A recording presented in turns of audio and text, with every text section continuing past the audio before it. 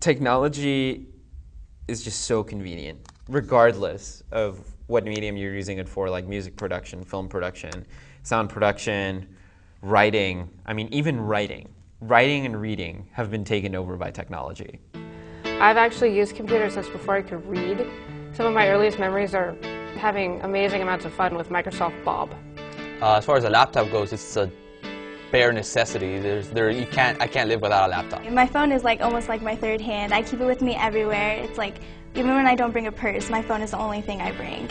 I've had a Nintendo 64, a Sega Dreamcast, a Game Boy, of course, a PSP, a GameCube, and most recently an Xbox 360. Music takes part in every single day of my life. If it was glued to me, I wouldn't mind at all. I make anything that would have been ordinary, extraordinary with my MacBook. I go to school, I go to math. I make sure to Twitter along the way because Twittering is something I find very important to me. MC Hammer actually has a Twitter, and so I follow him on Twitter. Yeah. On a scale of 1 to 10, I am probably 9.5 of a texter. I do it all the time, absolutely all the time, more so than talking. I do not like it when people use OMG, LOL, BRB.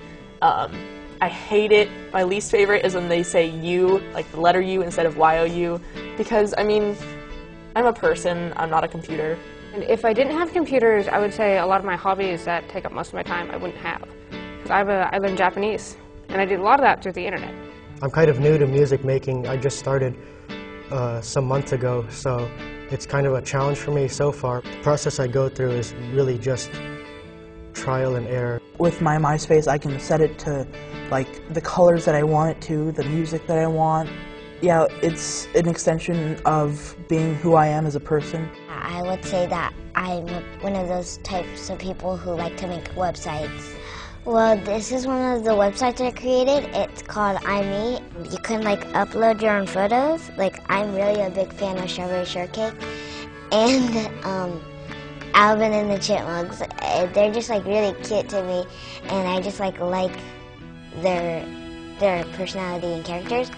I'd say being able to experiment with technology is really what makes it technology. If people didn't sit there and experiment with test tubes back in days of Newton, nothing would have happened. It's paving the way for us to move forward as a species and a civilization. What we do in gaming, coordination and communication is very, very similar to what we do at school. So in the game, we have to talk to each other. We have to coordinate what we're going to do in order to make sure that we do it well.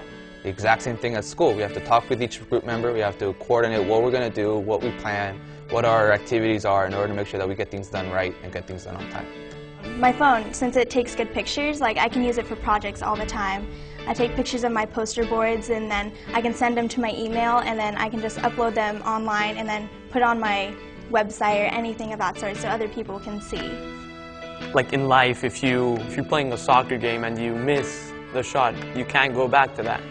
While you're working in the computer, designing a site or doing your homework, you could just delete and do it again, restart it. And so that's the cool thing about technology. It's just you can change things whenever you want.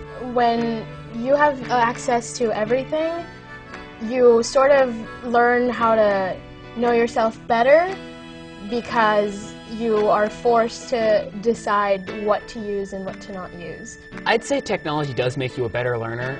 I mean, when you're working with technology, you have to sit and figure out, okay, this is what I had to work with, these are my resources, and this is what I need for a final product. How can I make this work? And it teaches people to think in a different way.